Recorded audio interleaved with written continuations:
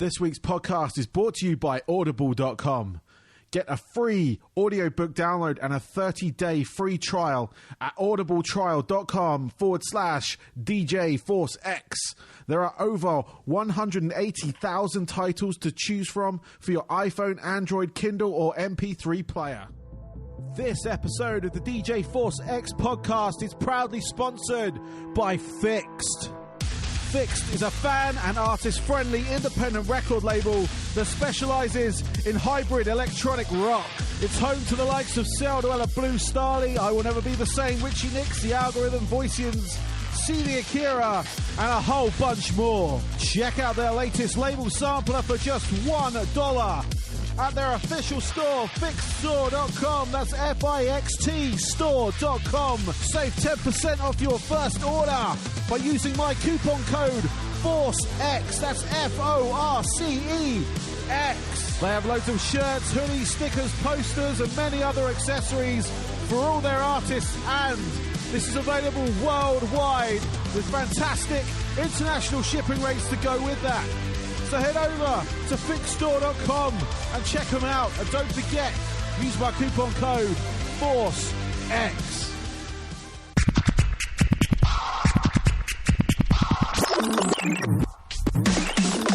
Hello and welcome to the DJ Force X podcast, episode 51.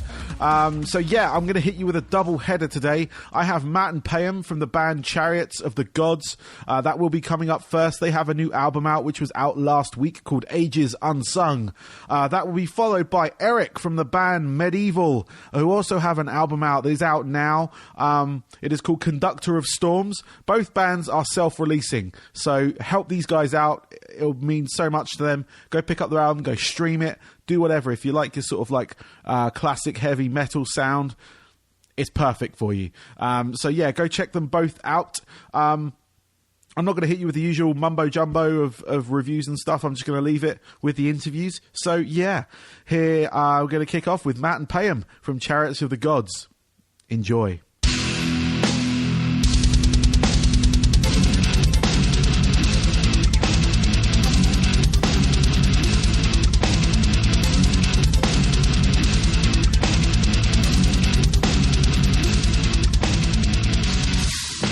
Welcome to this week's show. I have some very special guests this week. I have Payem and Mat, and they are from the band Chariots of the Gods. They're about to release their second album, Ages Unsung, on the 16th of September. Welcome to the show, guys. Hey, how's it going? Yeah, not too bad. How are you guys doing at the moment? Pretty good, thanks. You excited about your new album coming out? Of course, yes. yeah. Put it out, so. Excellent. Yeah. Cool. So, just as a sort of a background, if you will, for my listeners, can we get some history on the band? All right, I'll take that one. The band started about 2007, 2008. Just like young friends from high school playing music together. Mm-hmm. We grew as a band. We started writing our own music.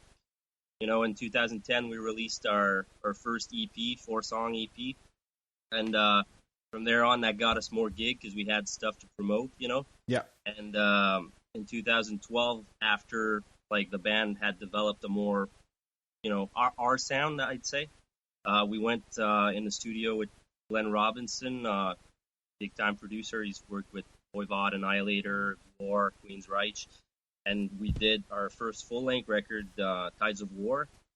And from there, that got us a lot of good press and opened more doors. We had the chance to go play with bigger bands and stuff like that, which is basically what every growing band wants to do to get exposure. Uh-huh. From there on, it's, we built a good reputation around the music scene here for the band. And, we had the chance to play some big festivals. Like here we got the Amnesia Rock Fest, which is pretty big. We also went to Cuba for the Brutal Metal Fest. Brutal Winter Fest. Yeah, the winter edition. Nice. So that was cool.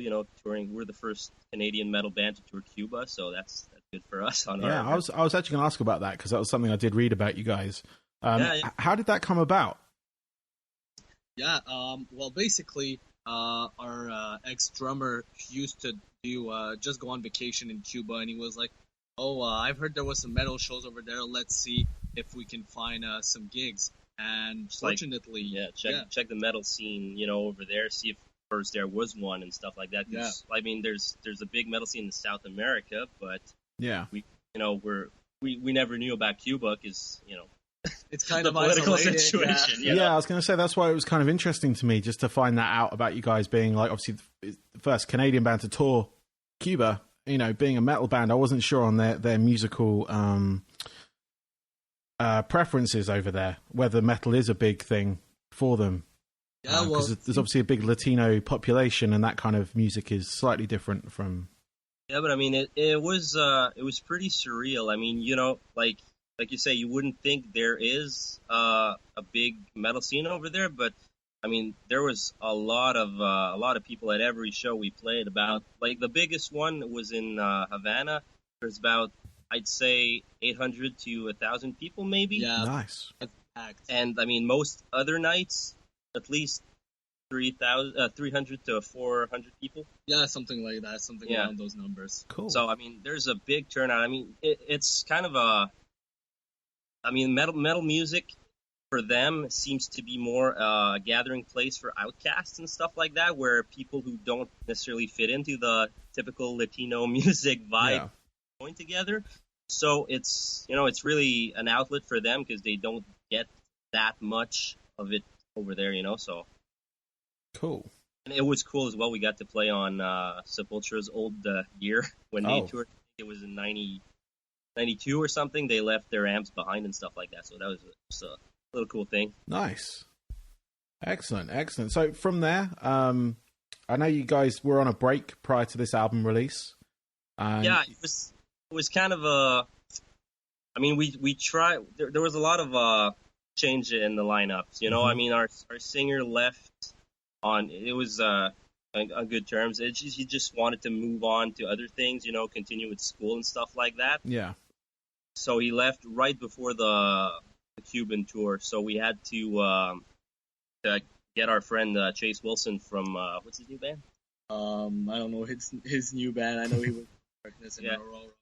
From Peterborough. So shout out to Chase. But so he filled in like I think a month's notice, and like he learned the whole song, and it was the whole songs and sets, and so yeah, he filled in for that. After that, we tried to find a singer, and then shortly after that, our drummer left, and so we were kind of like left in limbo trying to. Well, we basically spent the whole year forming new members and jamming and making additions, and like we have by now since the Cuban tour. We have 3 new members, and there's only me and Matt that are from the old lineup. Okay. Yeah, previous album. And even Payem's not the original bassist, so he came for like after our first EP. But yeah, I've been here since the beginning. So, all right, so cool. So we got like the new lineups now. All it's been ready to go. We did some shows already to get like just warmed up and stuff like that. So. We're ready to kick ass. Nice. Yeah, I mean, we're going to bring on to your album now, Ages Unsung. You are releasing that yourselves, is that correct? Yep. And it's going to come out on the 16th of September. Yes. Cool. So, I was obviously reading up about you guys prior to this interview, and it was a Kickstarter that you put together to fund this. Yeah. And how was that for you guys? Because I've spoken with bands that kind of have done it before, and some successful, some not. How was it approached originally with the Kickstarter side of things? Well, first off, before starting getting into the Kickstarter, we had the chance to have one of Matt's good friend who was experienced with Kickstarter campaigns, who really helped us out with getting ideas and how to approach. Plan properly, everything. Plan everything. And fortunately, it was successful. It was our first time doing this. We didn't really know what to expect. We didn't put too big of a goal, but we tried to make it realistic and make it fun for everybody involved. So you get good perks and stuff like that. But I mean, it was really, having had, like I said, my friend, another shout out to Thelma Fizzo Gas represent. So yeah, he's the one also that directed our first video, Tides of War, the video clip. So yeah, but he helped us a lot, planning and making sure that every goal we put could be, we could do and deliver, and that like the amount we were asking could also, in a way pay for everything that we were going to deliver to people. So we had to make sure that everything balanced in the end, and we're happy to say that it did, and that thanks to the people. I mean, we had a great turnover. That was fun, and we're able to put out a record that we were very proud of. So cool. So just on that, because like I said, I've had bands that have been successful. Obviously, like yourselves, have been successful. I've also had bands that have kind of failed to meet either the expectation or the monetary amount they needed. So what would be the key piece of advice you could give bands contemplating going through the Kickstarter crowdfunding experience? I would say my biggest advice for bands who want to do Kickstarters would be, first off, you need to talk about it to your friends, not just advertise on social medias or just like online advertising. Just really talk about it to your friends, your family, everyone. Just let them know what's going on. That really helped us a lot, and that was one of the points that actually Tama gave us for the Kickstarter, and also make quality perks packages for your fans, something that they will like. Focus on exclusivity, like what we did with our shirts. Our shirts will never be that shirt for the Kickstarter will never be on the merch table. It's only for Kickstarter, only for our backers. Nice. And like you said, exclusivity is key for certain. Like we got, we had some exclusive Kickstarter guitar picks, like posters, big posters, like 24 by 36 posters that are going to be exclusive to Kickstarter, like stuff like that. Also, I'd say, like I said previously, make a budget that's feasible, that you are sure that you can achieve. Don't try to necessarily go too much over by the price or the amount you want to have, because like us, we actually got a bit more money than what we wanted. We got more backers than expected, so that's where our over came from. We by shooting a little bit lower, we succeeded and had more. So I mean, if that makes sense. Yeah. No, it does. Yeah. No, that's really good.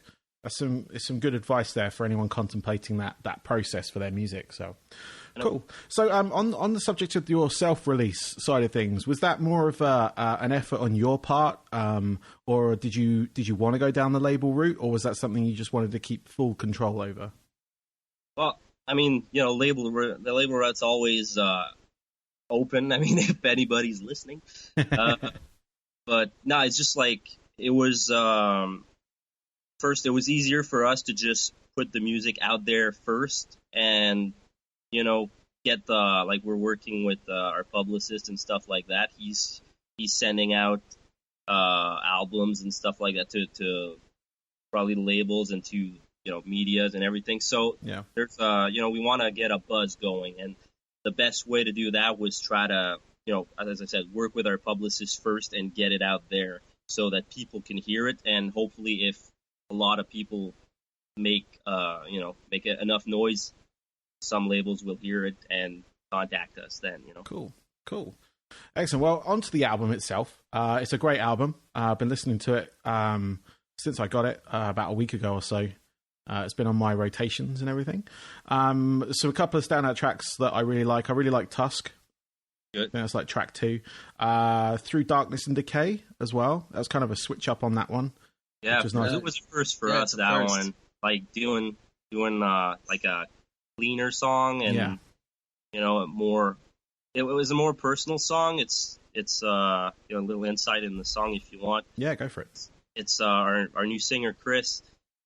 He wrote that song when he was in his former band, Defy the Crown, and they kind of never made the song or never performed it or anything. It just the band was like, it doesn't fit with our style. Yeah. So like he kept the lyrics. He sent me a rough of the song. I rearranged it, and that's what it gave the final song that you can hear on the record. But it's really personal for him because I mean he's older than us and he's been through a lot in his life, and that's kind of like that's putting on his emotion on paper, and that's kind of what it gives. You know, it's just like a more, I'd say, a more personal song than the rest who are more like fantasy story, history based or stuff like that we usually do. You know, so. Yeah, it definitely stood out to me. Obviously, it was quite different from a lot of the album. It's like you said, very melodic. Yeah, it's kind of clean, and then it does build up into a kind of a heavy number. But it was really cool. It's one of the tracks I kind of have repeating, like because I have a couple of them going usually at the same time. But yeah, it's one of the tracks I do have on like a playlist, if you will. So very good on that one. I also enjoy War of the Gods. Oh. Bit of a switch up on that one. It's a bit more chuggy, riffy. You know, it's bigger.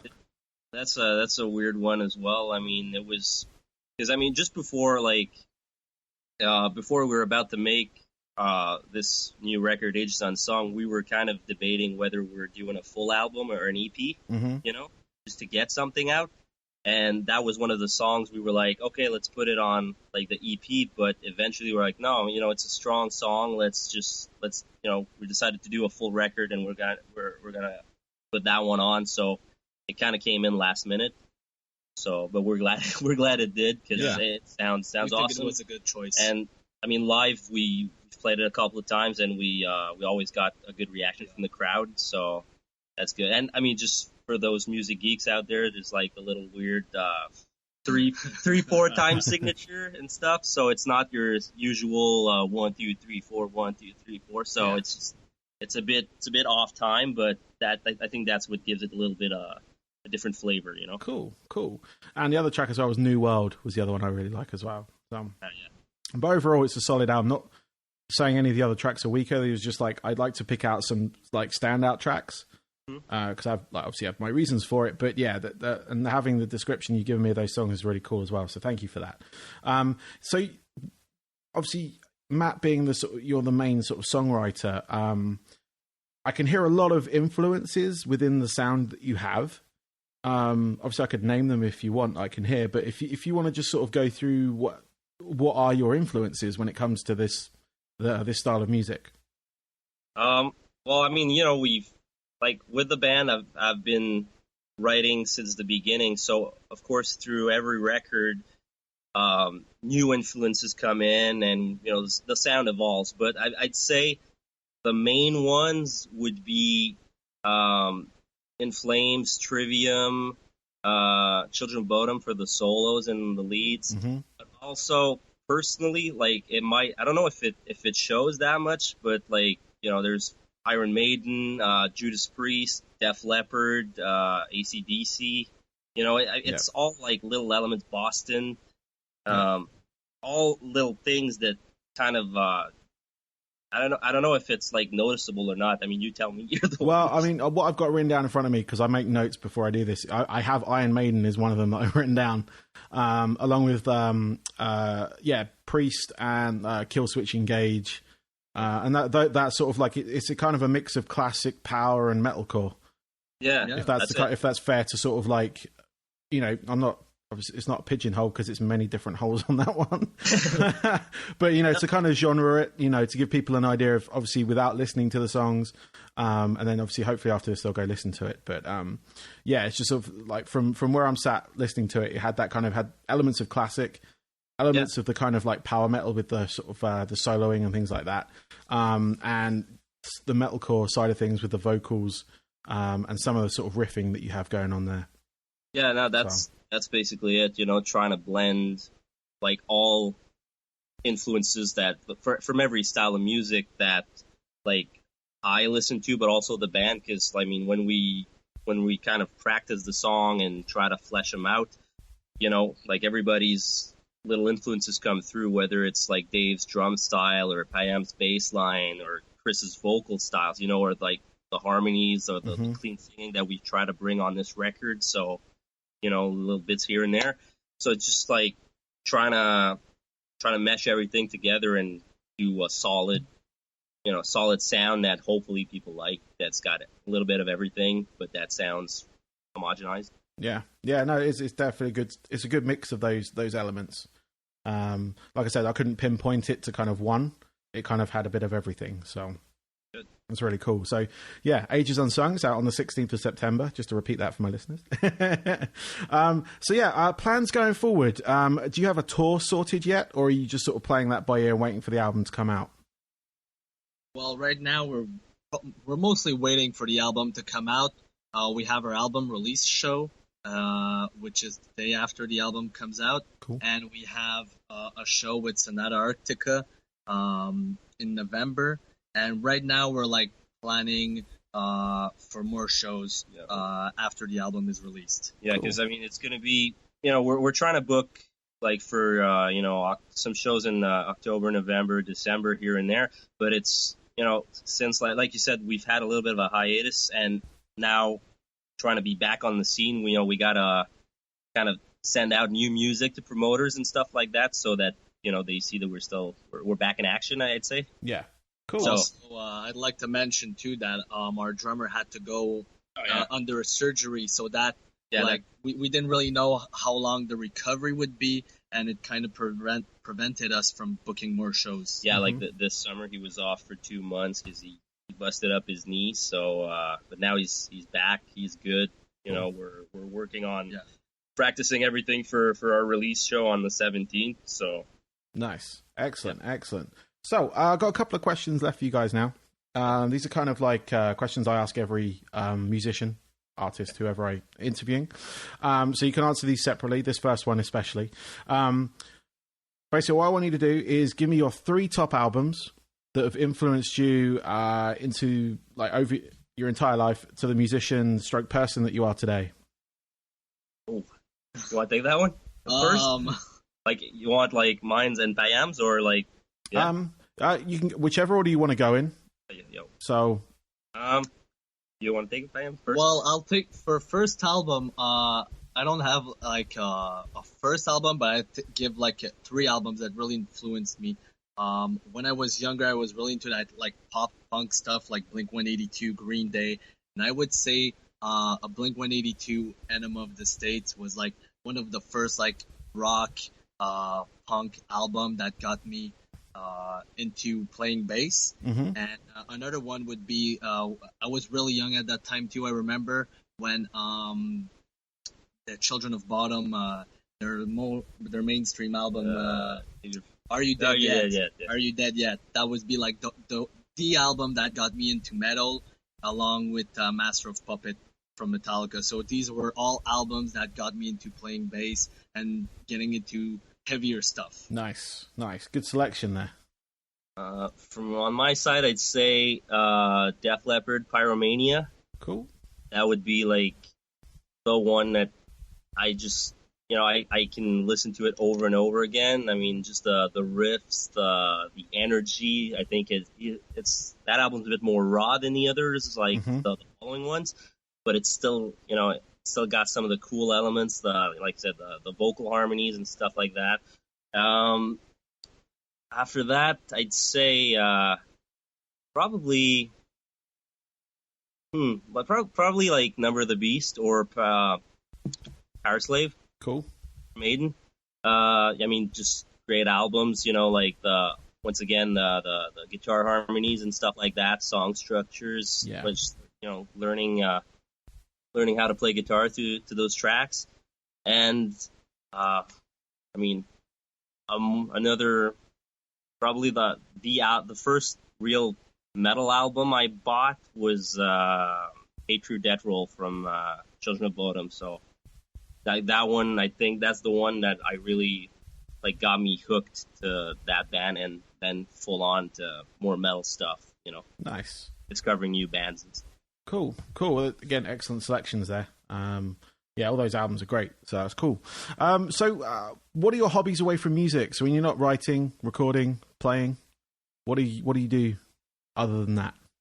I like to read a lot of books, and I also I'm a full-time student too, so I like finance and stuff like that. Pretty far from the metal stuff.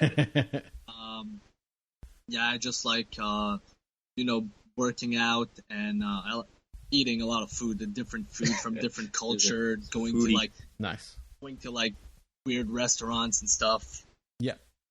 I'm a freelance artist, so I do a lot of contracts like that I get online and stuff like that, illustrations. So that takes up most of my time. I also have just a regular job as well that helps to pay the bills because sometimes the contracts aren't there. So, but yeah, that's like I said. Also, reading a lot of like books on weird occult subjects or like books by Graham Hancock or Von Daniken, stuff like that. That kind of I take back to the band after that for like lyrical ideas and stuff like that. So that plays a lot into like the creation of the band too. It's just my love of history and weird history.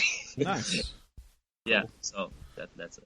Excellent. So finally, where can people reach you? Where's the best place to come check you guys out? You can find us on Facebook at Chariots of the Gods. We got it. We're also on Twitter, all these mainstream social medias, Twitter, Instagram. Also, you can get our merch and pre-order our new album on Bandcamp. Yeah, so find us there. Get a shirt. You can get our new album and get some free downloads too with that. So if you want to buy some merch and you can't come to our shows, for people in the UK and stuff like that, overseas, just go get it, get the album there, and spread the disease so we can come and play for you guys. Yeah, nice. Is the album going to be available via the usual online services like Amazon Music, Apple Music, Spotify? It's all going to be on every platform. Awesome. So anybody can hopefully get it anywhere they can. Excellent. Well, Payem and Matt, thank you very much for being my guest this week. And good luck with your album, Ages Unsung, which is out on the 16th of September. You can get it via all your good digital stockists and also Bandcamp as well. You going to have physical copies of this? Yes. Yep, they're looking great. So people who want hard copies, like Payem said, go on Bandcamp, order them, and we'll ship them to you. Excellent. Well, like I said, thank you very much, Payem and Matt. You. Thanks. And you guys have a great rest of your day, okay? You too, man. Cool. Thank you. Yeah, bye. So that was Mat and Payem from Chariots of the Gods. Check out their album, Ages Unsung, which is out now via your usual stockists. Coming up now, I've got Eric from the band Medevil. Their album, Conductor of Storms, is out now also. Just hitting you up again with that. This is Eric. Enjoy. I would like to welcome to my show this week Eric. He is the bassist from the band Medevil. They have just released their debut album, Conductor of Storms, which is out now and self-release. It is available by all good online stockists. Welcome, Eric. Hey, good to be here. Yeah, how you doing today? I'm doing great. I'm hanging out in Kelowna. We just played a show yesterday. Oh, nice. Whereabouts? Moonins Post. Okay. It's pretty good for Monday. Yeah, no, not bad. Monday metal show. That's always good. Oh, yeah. So, just for the benefit of my listeners, can we get some background on your band? Sure. How deep do you want to go? How far do you want to go back? Do you want to go back? Are you a founding member? Founding member, I am, yeah. Yeah. So let's just start from the beginning, how you got together and where you're at right now. Yeah, so the band kind of started out, me and singer Liam Collingwood, we met when I first started learning guitar. Started writing songs and using it as like a musical outlet. Mm-hmm. And we both sucked. We're terrible, obviously. And then we, after a few months, we recruited Liam's brother Ross. He's our drummer now. Okay. And then throughout high school, we just kind of jammed and did some songs. 3 songs from that era actually ended up on the album, Angel of Rain, In the Distance, and A Sacrifice. Nice. And after high school, went on Craigslist, got Brett and Gary, Cool. And I decided they were way better than me at guitar, so I changed to bass. Oh, nice. All right. Yeah, and we also had a name change right there. So we used to be called Demise back in high school, and then once we graduated, took it more seriously, decided that was a shitty name. Uh-huh. Went from a Medevil. That was a little bit of a better name, I think. Yeah, no, it's a much better name. Yeah, no, I like the name, so that's all good. So, let's talk about your debut album, Conductor of Storms. Now, obviously, prior to the release, I got a little. You're on the Canadian Battle Wacken competition. Was that right? Yeah, so there's in 2015, we decided on a whim to just enter in this competition. It was a big deal, so we didn't even think we'd get in. We didn't have any songs out. We had nothing, but they accepted us in, so just did it. Judges loved us. We ended up going to Toronto and competed for the national championship in the top 6 of Canada, which was pretty crazy because that was in the first year of us being a band. Yeah, because we only formed in 2014, so we just blew our minds how positive the reception was. Yeah, nice. That's a quick rise on some of those. So, and you've gone from that, and you've produced, like we said before, your debut album. What's the story behind that? Obviously, you self-released it. Was that the initial plan, or was it were you hoping to get a label behind it? Well, I think for your first album, we planned it out to do a self-release. Possibly in our second one, we'll do an album or our label on our album, but self-released, I think, is the way to go for a debut because you never know what kind of deals you're going to be getting when you're an unknown. That's true. Yeah, that's very true. So you gotta kind of get all these bigger labels, get a better deal, because otherwise you might just lose money that you could make and on your own, and also is a good learning experience to figure out how the business side works on it anyway. So self-release, fine for us. Yeah, there's no schools you can go to learn that, so you kind of have to do it by putting your art and your money where your mouth is almost. So that's good for you guys. Much. So with the album itself, I mean, being self-released, did you also produce it yourself, or did you bring someone in for that? We produced it. We spent 3 months prior to the studio to demo the album, basically. Okay. And the demos are actually almost identical because we spent so long on those. When we went to the studio, we already knew what we wanted, so we just trusted the engineers to get the sound we wanted, basically, and we were the producers. Cool. And you were happy with the outcome of it? Yeah, pretty happy. There's a few things that we're probably going to change on the second one, but overall, I think we couldn't ask for a better debut album. Nice. Yeah, it's good. I do enjoy it. I've listened to it a couple of times since got it sent to me by your press agent. But I've got a couple of tracks I really like. I'm just going to let you know what they are. An Empty Glass. I really like that track. The one that's a good one. Yeah, the one you mentioned earlier, The Angel of Rain. It's a really nice kind of change of pace on the album. Kind of starts off more melodic and kind of builds up to more of a hard rock and metal sound. That one's actually the second song I ever wrote. Oh, nice. Wow. with Liam Collingwood. It was like a 50-50. We both wrote all the riffs for that one. Yeah. No, it's pretty fun. It's a quality song. And Escape was the other one I wanted to sort of give a note to. So, yes, that one's a favorite of mine. Excellent. So, like I said, it's a good album. It's 8 tracks long. And it's kind of for the fans of kind of like a Maiden, Judas Priest, Megadeth kind of sound to it. So you got kind of like a thrashy element, but you've also got the kind of classic metal sound to it as well. So, I think that's a fair observation, don't you think? I know sort of your influences kind of lie within that. Yeah, it does. It's honestly really tough for us to put it in a subgenre because people who are into thrash say it's not thrashy with the double kick, and then people into power metal say, oh, it's too thrashy to be power metal. In my opinion, I just label as heavy metal. Yeah, no, that's fair enough. And it just works out best because we like to be dynamic. We don't like to stick to one thing. We just like to say, hey, it's heavy metal. Black Sabbath, they're heavy metal. You listen to Sabbath, Bloody Sabbath, and how much changes that goes through. The title song has a weird bossa nova sound. It's totally not metal, but it is. Yeah. No, agreed. That's good. You get yourself in that one area and you just tell people the same thing. Yeah, because they will pigeonhole. So it's a I think subgenres are tough because once you put yourself in a subgenre, it kind of limits you. I think if you just put yourself in the big genre, you can do whatever you want. Yeah, exactly. That's the right way of thinking about it. So nice. So yeah, I got a couple of questions left for you. Just a couple of ones I normally ask artists when I interview them. So your 3 top albums. Now these are going to be albums that have kind of molded you into the kind of person and musician that you are today. 3 top. Mm-hmm. Oh man. Definitely number 1 would be Houses of the Holy by Led Zeppelin. Nice. Number 2, A Promise and Terror by Blaze Bayley. Cool. And number 3 is Rust in Peace, obviously. Nice.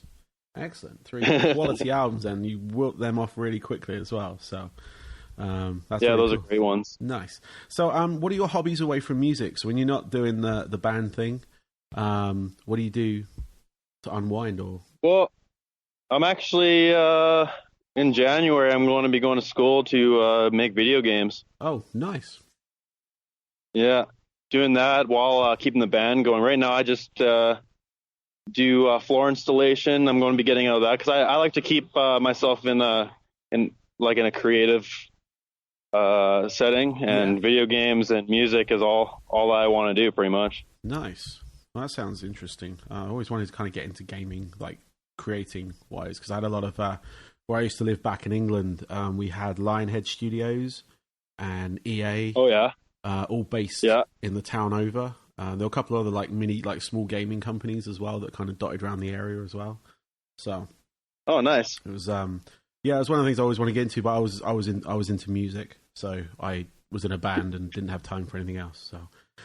Yeah, I'm probably going to be jumping around different arts. Probably once I get bored of one thing, go to the other. But I think music's pretty consistent with me. Yeah. I'm always going to be staying in the band, and Medevil definitely does not have an end in sight. We're already working on album 2, actually. Excellent. Well, that's good to hear. I was about to ask you what your plans ahead were for the band on the tour-wise or anything.